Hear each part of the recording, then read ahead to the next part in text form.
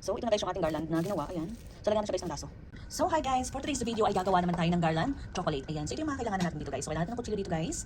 Kung kakailanganin. So, basta makadala natin to. And then may excuse tayo dito. May ribbon, scissors. And of course, we have ito yung gawa ng ribbon.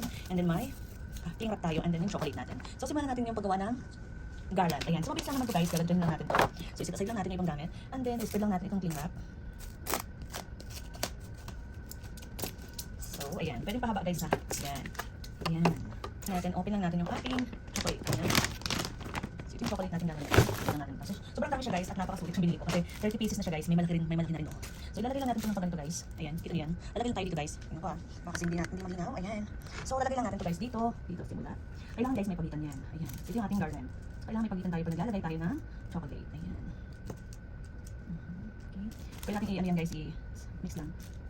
Pula, itim yan. Dito lang. Ayan. And then another one here. And then, gaganin lang natin ito guys. Ayan. So, gaganin lang guys yan. Kita naman, tinold lang natin yan guys. And then, isa pang fold. Ayan. Ayan. Ayan. So, nakusa natin siya guys. Ayan na siya. So, isang fold lang siya guys. And then, ikakat lang natin dito guys. Para hindi masyadong makapal. Ayan. So, talagyan natin siya guys mamaya ng tape. Para kita pa rin yung chocolate. Kahit nakapal siya ng king wrap, kita pa rin yung ating chocolate. Ayan. Visible pa rin siya guys. Ayan. Ayan. Yung ating chocolate guys. Ayan. Ayan. So, gagawin ko dito guys. Wait lang. Lalagyan natin ito guys ng...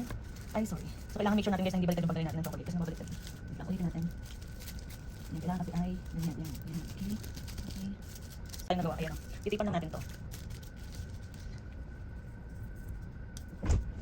So, lalagyan natin guys siya ng tape para hindi mahulog yung ating chocolate. Ayan. Pagkatapos naman ito guys, ay magkakat lang tayo nito guys ng... Ayan. Mga hanggang dito kahaba lang. Kasi ito yung ating itatali naman dito. Ayan. Tatali naman natin siya dito guys.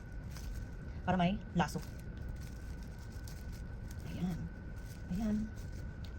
Diba? So, ayun guys. Ito yung ating nagawang garland. So, gagawa pa tayo ng isang set para sumakto sa liig ng aking pamangkin.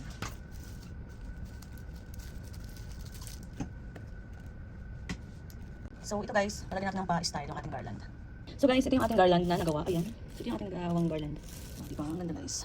Full of chocolate. So, mabilis lang naman talaga gumawa guys ng garland na mga candies, chocolate, ayan. Ito kasi ready baked na to guys eh. Ito, gawa na siya guys. Hindi na ako gumawa. Kinapit ko lang gamit yung discuss tape sa ilalim. So, yun lang. Ito lang magawa ng garland. So, next, gagawa tayo ng bouquet.